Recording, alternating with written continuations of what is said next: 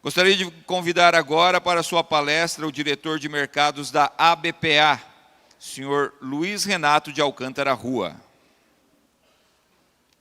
Luiz Renato de Alcântara Rua é graduado em Relações Internacionais e Economia, pós-graduado em Agronegócios, mestre em Economia Internacional e doutorando do Programa de Estudos Globais da Universidade Nova de Lisboa, em Portugal. Atualmente é diretor de mercado da Associação Brasileira de Proteína Animal, ABPA.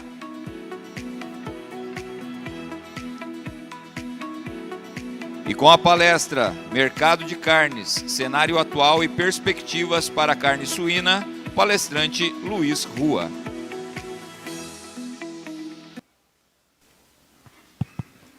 Bom, mais uma vez, bom dia a todos. Quero dizer, viu, Elias, que ver esse vídeo nos dá um orgulho, acho que para todos nós, né, que estamos nessa cadeia, ver aquilo que eu comentava de um Brasil moderno, de um Brasil um agronegócio que entrega efetivamente aquilo que nós esperamos do nosso país. Eu acho que esse vídeo aí resume muita coisa.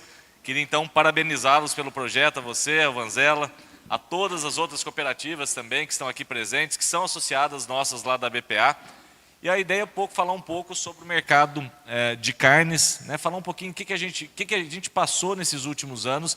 E eu acho que o ano passado, quando eu estive aqui, a gente estava numa situação, hoje a gente está em outra situação. Alguns problemas persistem, nós vamos passar por eles, mas muito, né, a gente conseguiu avançar e são boas também as perspectivas que a gente vê do ponto de vista dos acessos internacionais, especialmente aqui para o estado do Paraná, que em conjunto com o Rio Grande do Sul e outros estados tem avançado na questão do reconhecimento da febre aftosa sem vacinação. Mas vamos começar passando aqui então rapidamente. Então a BPA, acho que muitos de vocês conhecem a BPA, sabem, a BPA é a representação nacional e internacional da avicultura e da suinocultura do Brasil. Nós temos entre entidades estaduais e empresas participantes da nossa BPA, mais de 130 empresas, ou seja, congrega toda a cadeia produtiva. Então temos as empresas produtoras, exportadoras de aves, de suínos, de ovos, de material genético avícola, as associações estaduais, também as empresas de equipamento, as certificadoras, empresas de insumos,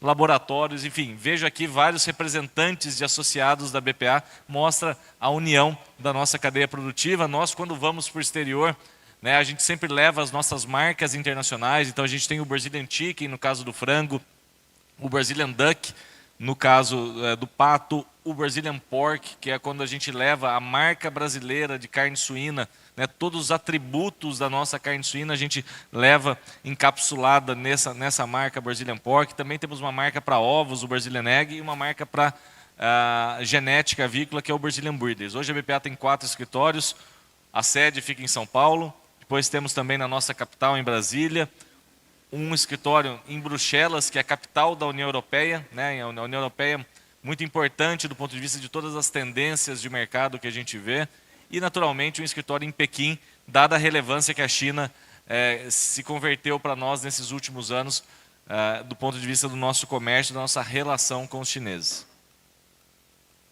Bom, eu não preciso chover no molhado, pregar para convertido, vocês sabem isso muito bem, vivem na prática essas características que fizeram com que o Brasil se tornasse uma potência no setor do agronegócio, especialmente na nossa suinocultura. O Brasil tem recurso natural, o Brasil tem grão razoavelmente próximo dos nossos frigoríficos, nós temos o sistema de produção integrada, que naturalmente tem seus pontos de ajuste a serem feitos, mas que funciona muito bem e que traz, de alguma maneira, aí certa rastreabilidade, padronização da nossa produção.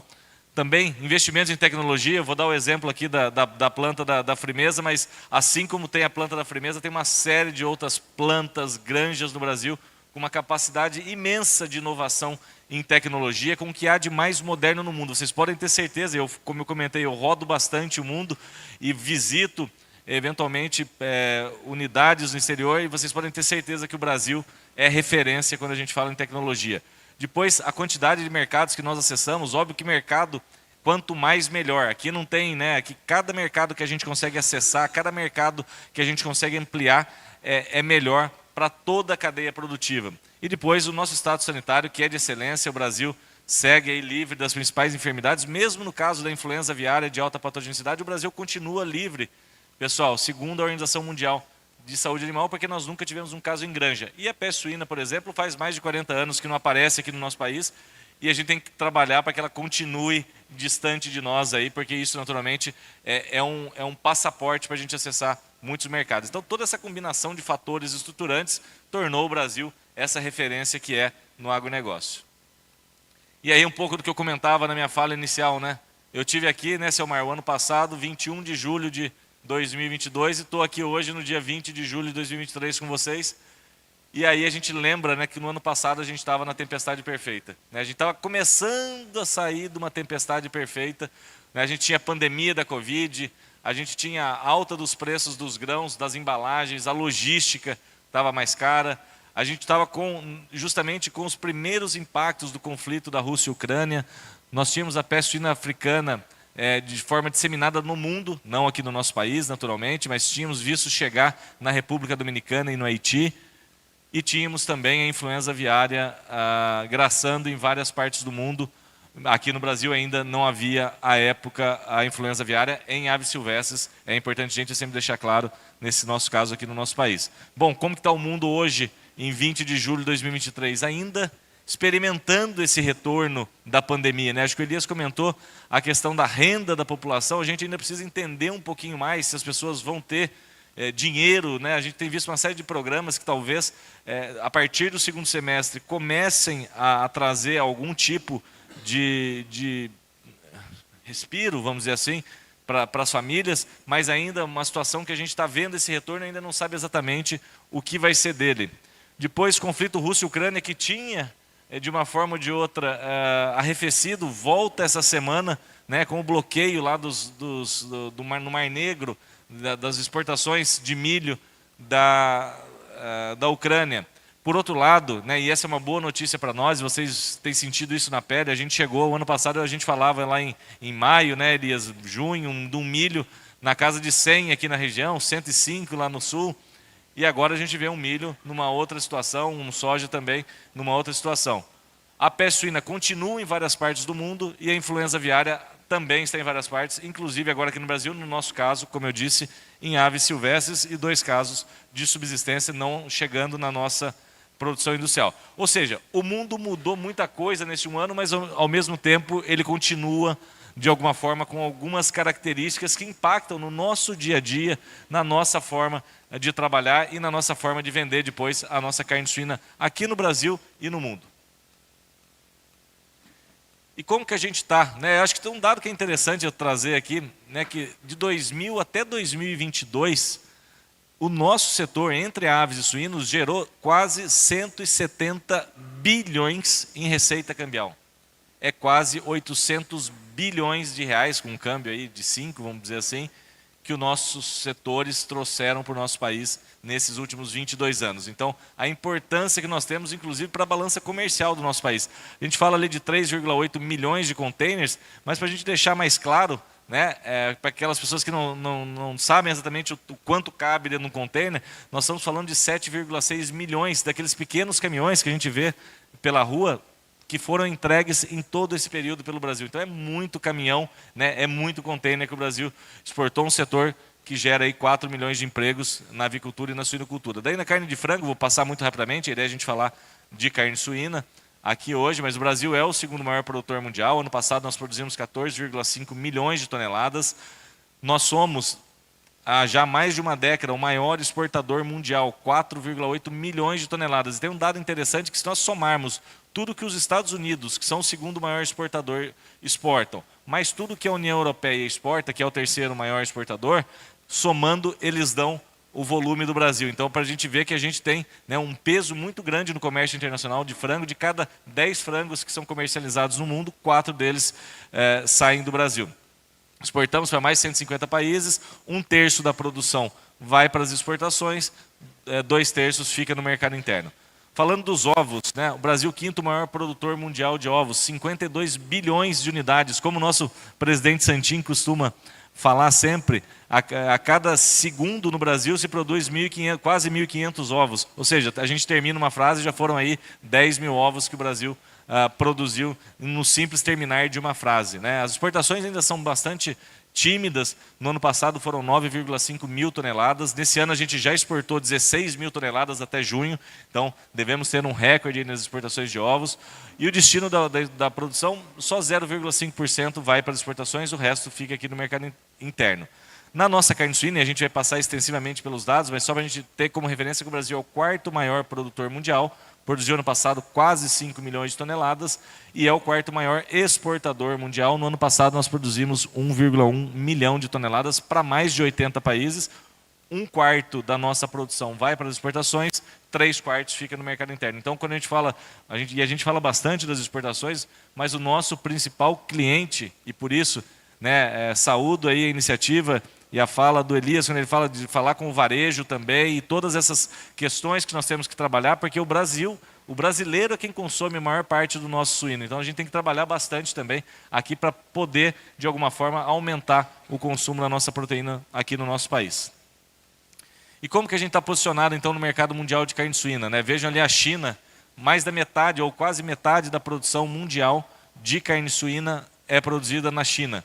A União Europeia, 1/4 de tudo que se produz está lá na União Europeia. Os Estados Unidos têm praticamente metade da produção da União Europeia, 1/8 do total da produção mundial. E o Brasil tem 1/3 da produção dos Estados Unidos. Ou seja, fazendo essas matemáticas todas aí, o Brasil é responsável por 4,4% da produção mundial de carne suína. Quando a gente fala das exportações, aí o nosso peso é nós temos um peso maior. Porque ainda que sejamos também o quarto maior exportador, a gente já é quase 11% das exportações globais de carne suína e a gente cada vez mais próximo do Canadá. Vocês vão ver depois os dados do Canadá que eu vou apresentar, de como ele está performando, e a gente vai ver que a gente está ficando cada vez mais próximo para ser o terceiro maior exportador. E quem compra carne suína no mundo, pessoal? Basicamente China, Japão, México, Reino Unido e Coreia do Sul. E por isso que a gente tem focado bastante na abertura ou ampliação desses mercados, porque a gente sabe que aí está o grande volume. Óbvio que a gente não esquece dos pequenos mercados que a gente tem trabalhado, né? Por exemplo, a República Dominicana em breve deve abrir para o Brasil, e aqui para o Paraná, inclusive, com as plantas habilitadas.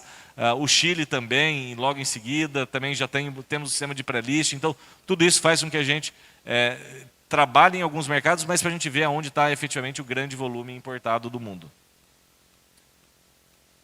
Pessoal, como que se comportou a nossa produção ao longo desses últimos 40 anos ou 40 e poucos anos, né? Vocês olharem ali o alojamento de matriz na última década, eu gosto de trazer esse dado para mostrar o que é tecnologia, né? Eu vejo aqui vários representantes de casas genéticas, pessoal da Grosseries, da Dambred, todos eles sabem, né, o trabalho que foi feito para que se possa, de uma forma ou de outra, você com menos matrizes, produzir mais leitões, isso se converter em mais carne na mesa do brasileiro e do mundo. Então a gente sai de uma produção lá em 80 de 1 milhão de toneladas e a gente aumenta 400%, a gente quintuplica a nossa produção, chegando a quase 5 milhões aí no ano de 2022. E como que é distribuído o abate de suíno no nosso país? Né? Foi bem colocado aqui, o Paraná, junto com o Rio Grande do Sul, está aí muito parecido, né, Dariva? O Paraná e o Rio Grande do Sul, e na segunda colocação, como os principais produtores. Santa Catarina é o maior produtor do Brasil, mas no ano passado, por exemplo, o Paraná abateu 8,8 milhões de cabeças aqui no estado. Então é um estado muito importante e, como, né, foi dito, aqui a região oeste do Paraná é naturalmente a grande região produtora de carne suína aqui no Paraná. Bom, e as nossas exportações? Só para vocês terem uma ideia, de 2000 até 2022, a gente exportou 14 milhões de toneladas de carne suína. São 561 mil containers que saíram do Brasil. E a gente vê, né, lá em 97, que são os primeiros dados que existem consolidados de exportação, 76 mil toneladas. Hoje, só para vocês terem uma ideia, o Brasil exporta, na média, nesse ano, está exportando 100 mil toneladas por mês. Em 97 a gente exportava 76 mil toneladas no ano. A gente chegou a 1.120.000 agora no ano de 2022. É 1.374% de aumento. Então, isso tudo é o trabalho de maturidade exportadora que o setor foi ganhando ao longo do tempo e que ainda precisa avançar muito mais, né? No caso de carne de aves, a gente tem 150 mercados. Na suinocultura tem quase 90. Óbvio, tem questões religiosas, né? A questão do halal e tudo mais, mas existe espaço ainda para a gente crescer em muitos mercados que a gente ainda não acessa hoje.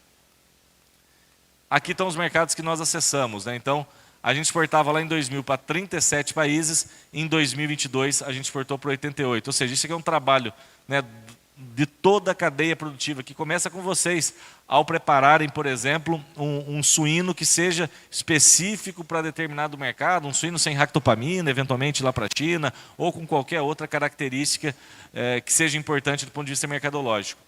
Mas a gente vê, efetivamente, eu quero que vocês guardem esse número, 73% das nossas exportações são para a Ásia. Lá no final, a gente vai tentar entender um pouquinho esse mundo chamado Ásia, mas só para vocês terem uma ideia que hoje, se a gente quiser entender os caminhos da nossa suinocultura e aquilo que a gente tem que planejar para o futuro, a gente tem que entender o comportamento da Ásia. Sem isso, a gente vai estar dando tiro no escuro, né? E aí a nossa teimosia será paga naturalmente com perdas. A gente tem que entender o que está acontecendo lá para que a gente possa estar preparado para oferecer aquilo que os asiáticos demandam de nós. Vejam vocês a mudança da geografia. Há 10 anos atrás, de 2000 até 2012, 50% do mercado, os que estão mais tempo na suinocultura vão se lembrar aqui, era a Rússia. Eu, quando comecei nisso há 15, quase 20 anos, falava-se o mercado nosso era a Rússia. Hoje a Rússia é exportadora de suíno.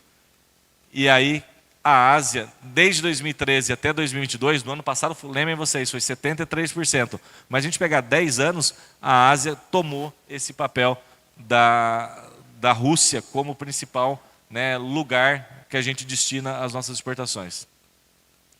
E vejam vocês aqui a evolução nos últimos 10 anos. Essa linha que desponta é a China. A China comprava menos que Hong Kong, a China comprava mais ou menos como Singapura, há 10 anos atrás, menos que o Chile. Hoje, a China compra 500 mil toneladas. Mas o que é importante a gente ver, e aí a gente vem para esse gráfico à minha esquerda, que a gente vê, por exemplo, como despontou outros mercados lá na Ásia. Então veja o Japão, que é o mercado de maior valor agregado. Inclusive nós estamos indo amanhã com o ministro para a Coreia e para o Japão para tratar justamente aqui da regionalização, da questão do reconhecimento da febre aftosa sem vacinação pelo Paraná, pelo Rio Grande, pelo Acre. Também a questão da influenza aviária para flexibilizar um pouco o restritivo documento, né, dos japoneses em relação aos casos de influenza aviária. Mas vejam vocês como que a Ásia tem aumentado, obviamente numa outra escala, por isso a gente coloca em 2 escalas aqui, mas numa outra escala a gente vê o quanto que esses mercados têm se tornado relevantes para nós. E como que nós estamos no ano, pessoal? Basicamente, nas exportações nós estamos crescendo 16%, ou seja, a exportação vai muito bem do ponto de vista de volumes. Eu não estou falando aqui de rentabilidade, né, Elias? Mas, do ponto de vista de volume, a gente tem conseguido colocar uma média de quase 100 mil toneladas por mês nos mercados internacionais. A China é 1/3 de tudo que nós exportamos no primeiro semestre, seguido por Hong Kong, Filipinas, o Chile, Singapura. E vejam vocês, pessoal, que interessante, dos nossos 10 principais mercados, 9 deles a gente está tendo incremento. Então isso mostra que nossa carne suína está sendo sim demandada nos mercados internacionais. Depois vocês vão ver, o Brasil está ganhando espaço de outros países nas exportações. Então essa é uma boa notícia, né? Naturalmente, e eu tenho que tomar cuidado quando falo das boas notícias, porque a gente sabe que o pessoal gosta de produzir, né, Vanzella? E aí a gente tem que tomar cuidado, porque daí o pessoal, de alguma forma, né, se entusiasma. Eu não quero dizer com isso que o mar está de brigadeiro, vocês sabem muito bem, mas, né, o mercado externo, de alguma forma, tem levado um pouco da nossa carne suína, aí, como eu disse, aí na casa dos 25% de tudo que nós exportamos. E o Paraná? Paraná, nesse ano, se o Brasil está crescendo 16%, o Paraná está crescendo 6%, está crescendo um pouco menos que a média nacional, exportou nesse ano 81 mil toneladas, Esses são os principais destinos, então Hong Kong, Uruguai, Singapura. E como eu disse, tem sido um trabalho dioturno nosso na BPA, e quero fazer aqui menção também ao trabalho que tem sido feito no governo federal para justamente a gente ampliar o acesso do Rio Grande, do Paraná, do Acre, estados livres de aftosa sem vacinação, para que a gente possa acessar, né? Minha vontade é chegar eventualmente aqui no ano seguinte, se o seu Mar me convidar, e aqui chegar e dizer que a gente começou já os embarques para o Japão, eventualmente que ampliamos os embarques para a China de miúdos e cortes com osso aqui do Paraná. Tudo isso a gente está trabalhando bastante, a gente espera, né, como eu comentei, República Dominicana, Chile já deram indícios aí, indicativos, e devem ser os próximos mercados que nós vamos acessar a partir aqui do Paraná. E aí, pessoal, os dados são um pouco defasados nesse caso, é o dado do primeiro TRI, ainda não foi consolidado os dados do segundo TRI, mas se a gente olhar para o panorama do IBGE, né, esse quadro acho que chama muita atenção, porque a gente vê assim, o que tem de carne a mais ou a menos no mercado.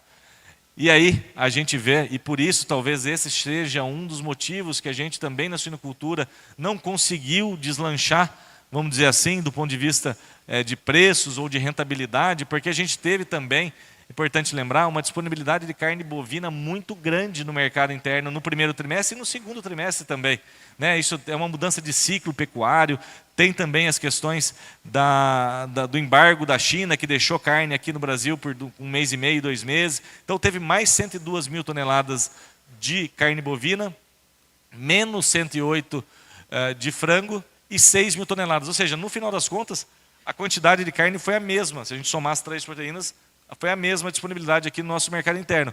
Mas, pessoal, vamos lembrar, primeiro trimestre do ano passado, vocês estão na suinocultura, lembram, foi o trimestre que a gente mais tinha produzido. Então, esse número de 6 mil não é que a turma se conteve, não, né? Ou seja, é um dado que a gente, por um lado, comemora que não aumentou sensivelmente, e naturalmente, e aqui não estou falando de comemorar, porque é simplesmente uma questão de lei de oferta e demanda, né? Ou seja, você tem muito suíno, ou muita frango, ou muito boi produzido, isso é lei de oferta e demanda, a questão dos preços. Mas vejam vocês aí que também é um primeiro trimestre bastante forte do ponto de vista de volumes produzidos na suinocultura. E aí nos leva a isso, né? A gente tem que entender os mercados de forma, eles são vasos comunicantes. Então a gente vê uma arroba do boi que no ano passado estava na casa dos 320, 340, né? E que ajudava a puxar eventualmente, né, os preços da carne suína, até da própria carne de frango.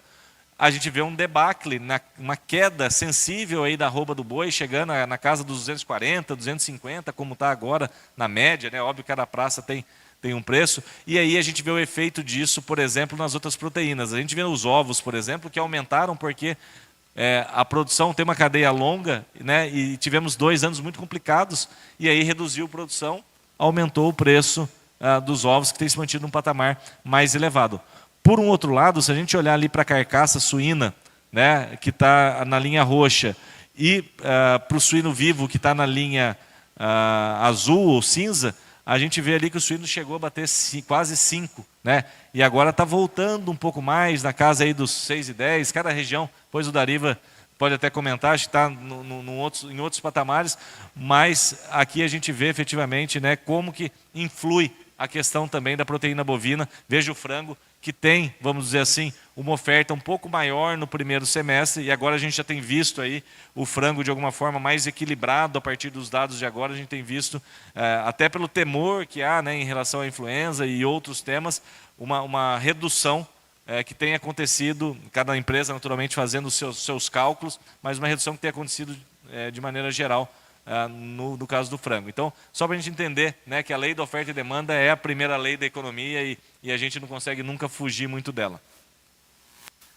E o que a gente espera para 2023? Então, já passados 6 meses, né, decorridos aí do ano, 7 meses, a gente entrando agora, a nossa produção deve ficar um pouquinho acima. Se a gente vinha crescendo na casa de 6, 8, 10% nos últimos anos, como vocês viram naquele gráfico que eu apresentei, aqui agora a nossa produção deve crescer até 3,5%. A gente deve ficar entre 5 milhões e 100, 5 milhões e 150, ou seja, um pouquinho a mais do que no ano passado. Por outra parte, as nossas exportações, como eu disse, em volume, vão muito bem. né? A gente tem aumentado aí na casa de 16% no acumulado do ano, e a gente estima que a gente vai passar pela primeira vez a casa de 1,2 milhões de toneladas. Essa é a nossa perspectiva. A gente abriu esse ano, por exemplo, o mercado do México, abrimos o mercado do Peru, abrimos o mercado do Canadá, ou seja, são mercados que começam a levar volume. O México, por exemplo, está levando 3 mil toneladas por mês, de média, desde que abriu, alguns meses atrás. Então isso ajuda também,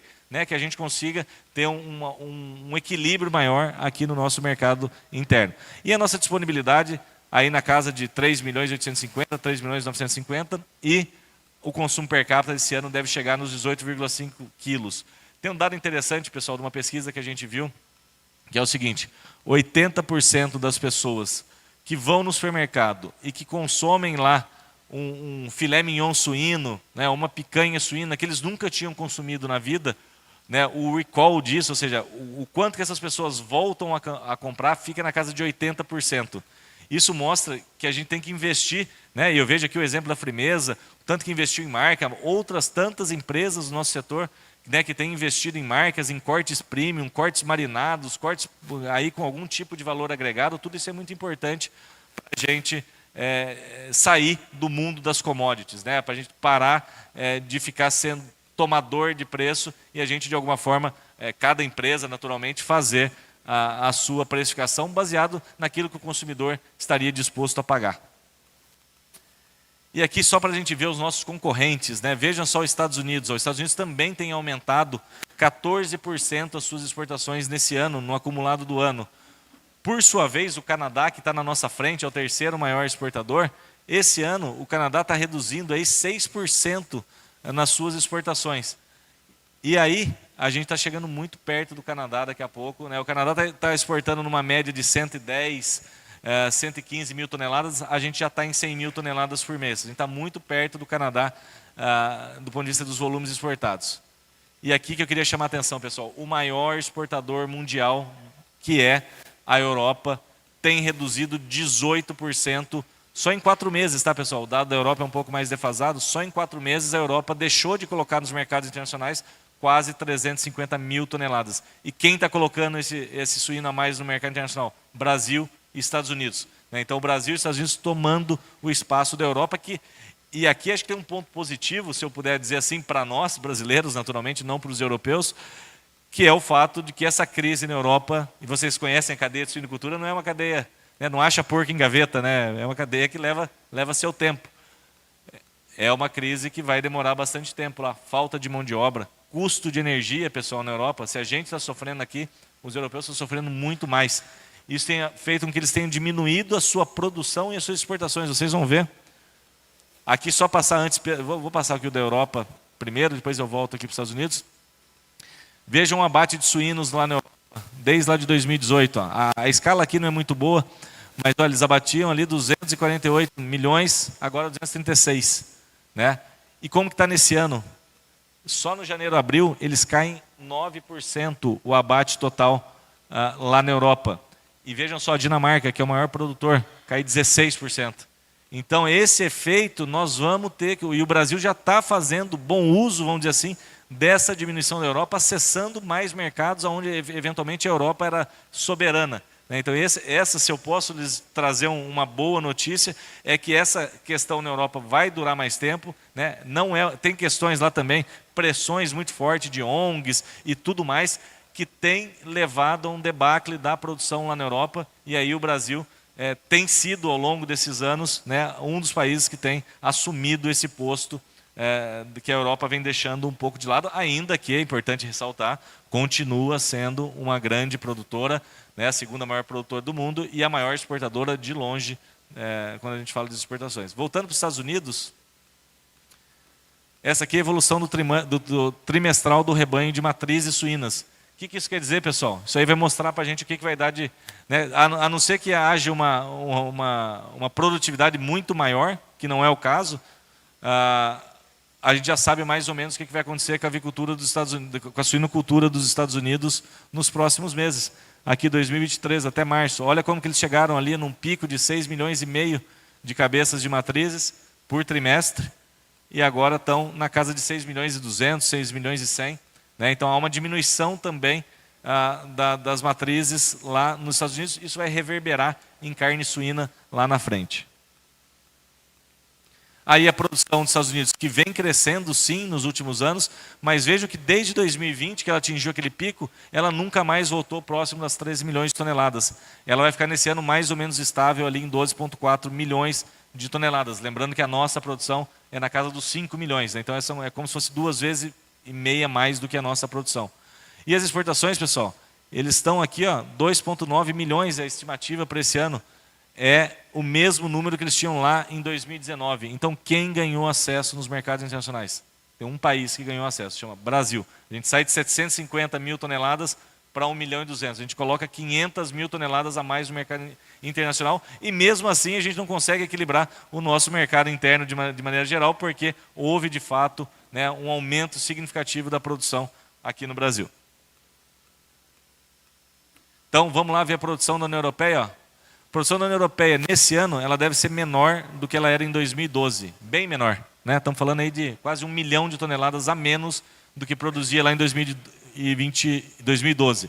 E, pessoal, esse número vai mais para baixo ainda nos próximos anos, né? Então, aqui tem um espaço, não é para a gente se empolgar, naturalmente, mas há um espaço que a Europa está deixando nos mercados internacionais. E a exportação também, ó. A Europa chegou a 5 milhões de toneladas, hoje ela exporta a mesma coisa que ela exportava lá em 2015 e 2016. E a China? Todo mundo pergunta da China, né? Como que a China se comportou nesses últimos anos? Vejam ali, ó, é o rebanho de matrizes e o rebanho de suínos, a variação percentual mês a mês. Vejam, no auge da peste suína africana, ali no começo do gráfico, 2019, 2020, que houve uma redução de quase 40% em relação aos meses anteriores, ali na China, tanto no rebanho de matriz como no rebanho de suínos, e aí a gente vê que a China começa a recuperar ali no final de 2020 e depois mantém uma linha de estabilidade em relação à sua produção, que esse ano deve chegar a 55 milhões de toneladas. E nesse gráfico da minha esquerda, a gente vê a oferta de leitões e o preço dos leitões. Vejam aqui, pessoal, de novo a questão da lei da oferta e da demanda. Quando faltou leitão no mercado, que são essas barras, vejam que o preço foi lá a quase 100 renminbis por quilo. Quando o leitão veio para o nível de estabilidade, ele volta para o patamar histórico de 30 renminbis por quilo. Como estão as importações da China, né? A China tem importado esse ano mais do que o ano passado. Se a gente pegar de janeiro a maio, são os dados que existem, a China tem importado aí na casa de 160 mil toneladas a mais do que no ano passado. E vejam vocês quem ganhou espaço, né? Você tem ali Espanha em azul, os Estados Unidos em laranja, e olha quem está em segunda colocação, já com 16% de tudo que a China importa, o Brasil, né? O Brasil e os Estados Unidos são os dois mercados que aumentaram o volume para a China.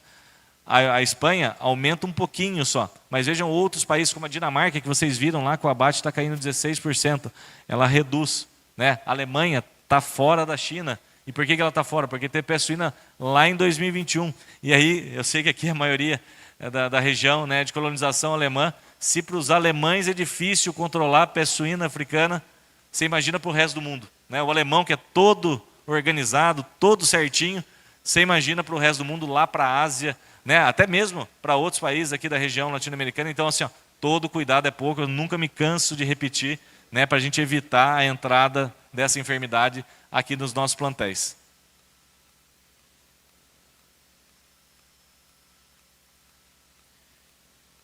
Então, o que o USDA diz em relação à produção, né, e à exportação mundial?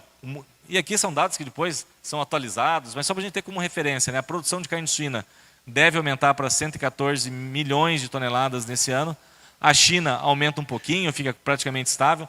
E aí, pessoal, eu tive 2 vezes na China esse ano, e a gente começa a ver a China primeiro se movimentando, né? O chinês começa a ter liberdade agora para ir para um restaurante, que ele não tinha até alguns meses atrás. E a gente escuta, e é muito difícil a gente falar da China, porque os dados, às vezes, a gente não tem acesso, ainda que nós tenhamos lá uma gerente que está o tempo inteiro trazendo informações para nós, e como é a nossa cadeia da suinocultura lá, mas a China ainda não debelou todos os focos de peste suína africana. Então pode ser que a gente tenha alguma surpresa, né? Não estou aqui dizendo e não estou torcendo para que haja, mas, né, falando do ponto de vista fático, pode ser que haja aí alguma surpresa no segundo semestre em relação à PSA lá na China. Aí a gente vê basicamente os outros mercados, a gente já passou pelos Estados Unidos e pela União Europeia. E nas exportações, ó, a União Europeia caindo bastante, os Estados Unidos mantendo estável, o Canadá caindo, e quem aumenta? O Brasil, aquilo que eu comentei. Então o Brasil tem tomado posição nos mercados internacionais. E olha lá, pessoal, a Rússia, que era nosso principal mercado há 10 anos atrás, hoje é exportadora, é a sexta maior exportadora de carne suína.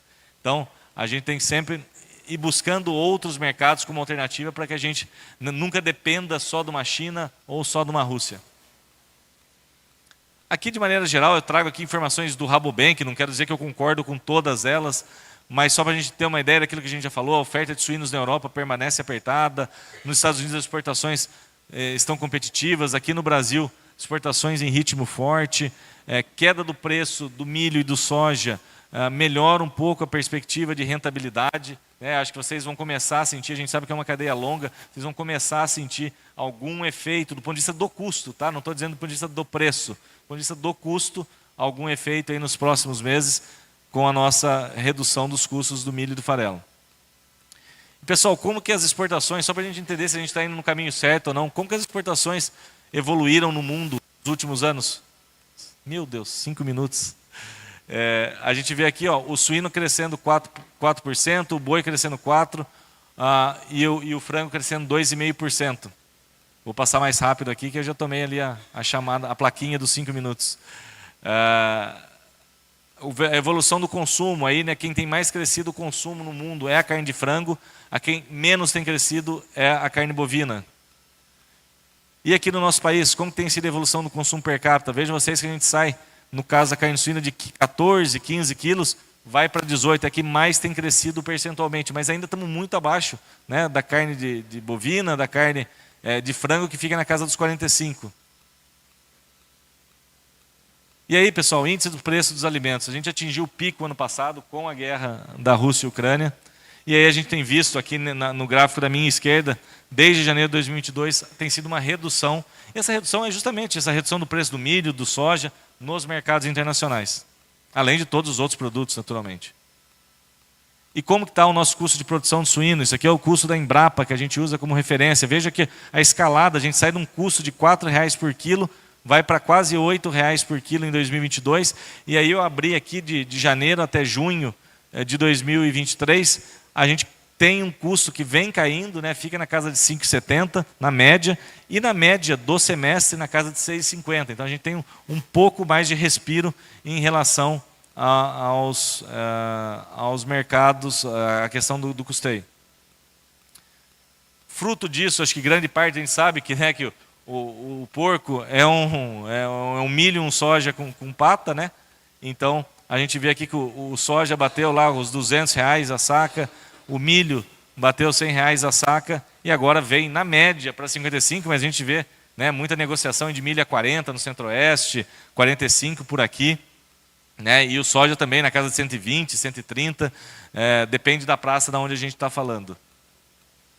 Agora, naturalmente, nos causa apreensão, né? Então, esse acordo de grãos dessa semana, a gente precisa entender o que vai acontecer. A gente entende que não deve haver pânico, porque mesmo no pior cenário de quando estava a guerra lá na Ucrânia, no começo dela, na verdade, a Ucrânia conseguiu embarcar seus produtos de um jeito ou de outro, né? E assim a gente sabe que a capacidade do ser humano de se reinventar é grande, e a gente entende que deve haver talvez algum pequeno impacto, mas a Ucrânia tem conseguido tirar o seu milho lá do país e exportar via União Europeia, que tem ajudado muito ali a própria Ucrânia. Bom, pessoal, não preciso nem dizer, né? Peste suína africana está no mundo aí. Vocês são produtores e eu reforço aqui o pedido, né? Todo cuidado é pouco, tudo que tiver na nossa mão vamos fazer para a gente evitar a entrada. Faz mais de 40 anos que a gente não tem, que não aparece por aqui essa enfermidade, vamos torcer para passar mais 40, 80, 100 anos sem ela aqui no nosso território. Para quem quiser, tem aí QR Code e um site também, o Brasil Livre de PSA, né? Vocês podem acessar lá, tem as cartilhas, tem os procedimentos, tudo é importante a gente ter bastante noção daquilo que é essa enfermidade e o quanto que ela poderia trazer, né, Elias, de impacto nas nossas exportações. Bom, eu falei para vocês guardarem aquele número, e acho que vai mais uns 5 minutinhos aqui. 73% que a gente exporta vai para a Ásia. E aí a gente vê os principais destinos lá da Ásia, né? Quanto que eles representam para nós. E aí, pessoal, acho que eu trouxe essa informação no ano passado, mas eu sempre gosto de apresentar isso porque eu acho que é muito impactante, né?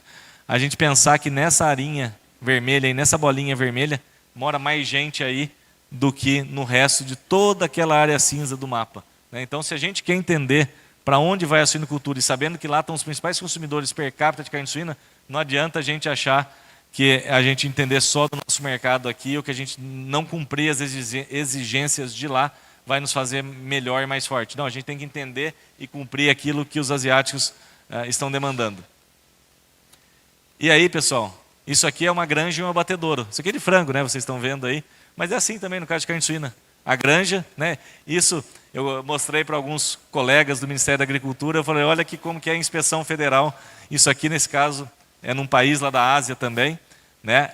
Vejam, é a granja e aqui é o abatedouro, né? E aí, o Brasil, quanto que ele pode agregar de valor pela sanidade que nós temos aqui, fazer um reconhecimento. A gente sabe das dificuldades, né? Às vezes tem excessos de um lado ou de outro, mas o trabalho que o Ministério da Agricultura faz para justamente dar essa garantia de sanidade para a sanidade do nosso alimento, né? E também para o nosso trabalho diário dos frigoríficos. E a China, pessoal, aqui ó, o passado e o futuro. Essas fotos tirei lá agora esses dias que eu tive lá. De um lado você vê ainda wet markets, né? Gente comprando produto vivo. E por outro lado você vê um supermercado. Isso aqui não sei se dá para ver, mas é um robô. A pessoa vai pegando, joga ali. Aquilo ali é um carretel, como se fosse uma nória, viu, Elias? Vai passando, aquilo lá já sai no centro de distribuição. Em 15 minutos que a pessoa fez a compra, se ela estiver em Xangai, ela recebe em casa. Então, assim, é impressionante. E a gente tem que entender isso. E será que a gente está fazendo os produtos que os chineses, ou com a logística que os chineses querem, ou chinês, ou de quem diz chinês, diz também o japonês, o coreano, todos os países ali da Ásia. Será que nós estamos trabalhando e pensando em entregar esse produto que ele vai precisar entregar em 15 minutos lá na casa dele, lá em Xangai ou em Pequim, onde quer que seja? Será que a gente está olhando para os canais online? Aqui no Brasil a gente não está olhando. Para nós mesmos. Muito pouco. Muito. Pergunto aqui para vocês, quantos de vocês compram carne pela internet? Eu arrisco a dizer que menos de 2%. Nos grandes centros, você pega São Paulo, pelas dificuldades, já começa a ter algum tipo de entrega, né, de compra de carne pela internet. Isso nunca vai tirar o espaço dos açougues, dos supermercados, né? A gente gosta de sentir a carne, de ver, né, de olhar e sentir. Mas a gente tem que estar preparado. Será que a gente está preparado? Porque lá na China já é 20% a 30%. Então nós estamos preparados para entregar lá um pezinho de frango com essa especificação, ou entregar lá um produto de suíno para o chinês num pacotinho que ele vai comprar lá no metrô ou vai comprar num canal online? Estamos preparados? Acho que ainda não. Estamos no caminho? Acho que sim. Mas tem um longo caminho ainda pela frente. E se a gente não fizer, pessoal, algum europeu vai fazer, algum americano vai fazer, alguém no mundo faz. Ninguém deixa espaço vazio, é igual poder. Não tem poder, espaço vazio, né? E aqui é a mesma coisa. Se a gente não se agarrar e buscar essas inovações, pensando que eles são quem vai mais ainda aumentar o consumo, a gente terá dificuldade de competir nesses grandes mercados. Eu sempre trago esse slide que mostra que a gente tem que estar preparada na nossa suinocultura para as várias etapas que o consumidor está no mundo. Nem todo mundo no mundo, né, seu Arno, é igual um consumidor lá alemão que quer um produto com isso ou com aquilo, né, orgânico, vegetariano, bio, ou o que quer que seja, com as novas tendências. Tem muita gente no mundo ainda que passa fome, pessoal. 1 bilhão de pessoas todos os dias não sabem o que vão comer na janta. A gente acha que já sabe, que já está ali, já veja que a churrasqueira está ligada ali, a gente já sabe o que vai comer no almoço. Mas tem 1 bilhão de pessoas que não sabem o que vão comer no almoço. Tem países, regiões, que ainda estão preocupadas com sanidade, né? Então, assim, vocês viram lá a granja e o abatedouro, né? E o Brasil tem espaço aqui. O Brasil consegue fornecer lá uma salsicha que vá na prateleira sem refrigeração, mas o Brasil também consegue entregar, né, pela qualidade do nosso serviço veterinário, pela qualidade das nossas empresas, produto com sanidade.